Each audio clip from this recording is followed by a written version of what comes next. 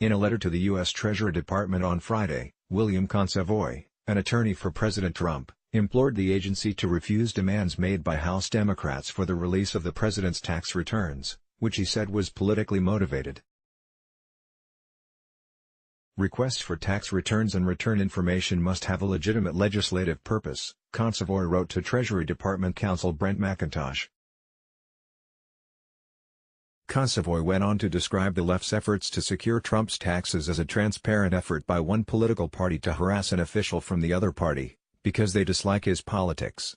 Democrats have repeatedly sought the president's tax information, having recently demanded up to 6 years' worth of his tax returns, an ongoing struggle which Democrats have revisited following the anticlimactic conclusion of the Mueller report. From Politico, a lawyer for President Donald Trump is urging the Treasury Department to reject House Democrats' demands for his tax returns. In a letter released Friday, William Consovoy said the administration should deny the request because lawmakers do not have a legislative reason for seeking the returns. Democrats merely want the president's confidential filings so they can search for things to embarrass him, he said. Requests for tax returns and return information must have a legitimate legislative purpose, he wrote to Brent McIntosh, general counsel at the Treasury Department. Democrats' bid is a transparent effort by one political party to harass an official from the other party because they dislike his politics. The letter comes on the heels of Democrats' formal request this week for 6 years' worth of Trump's individual and business returns, running from 2013 through 2018. Ways and Means Chairman Richard Neal, Dems, is demanding the administration turn over the documents by April 10.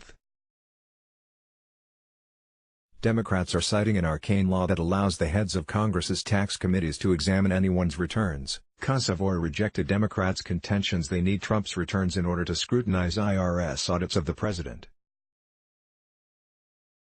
If Chairman Neal genuinely wants to review how the IRS audits presidents, why is he seeking tax returns and return information covering the 4 years before President Trump took office? He said, why is he not requesting information about the audits of previous presidents? And why can he not simply ask the IRS to explain its policy?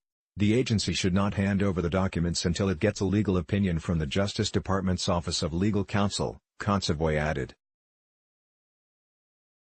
Anticipating the administration's refusal to release the returns, Democrats argue they do have a legislative reason for seeking the returns, saying they want to vet the IRS's audit of the president's returns.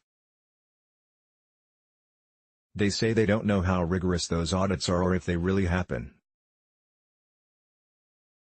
Calling it a matter of oversight of the IRS, they point to an episode during the Nixon administration when the agency initially blessed the president's returns before backpedaling when a subsequent audit by Congress's Independent Joint Committee on Taxation found Nixon actually owed $500,000. A Treasury Department spokesperson did not immediately respond to a request for comment. A spokesperson for Neal declined comment. The IRS has automatically audited every president's return since the 1970s, both to instill confidence that the president is paying his or her share and to help the agency avoid having to decide which chief executive to scrutinize. The audits are a matter of the IRS's internal policy, and not required by law.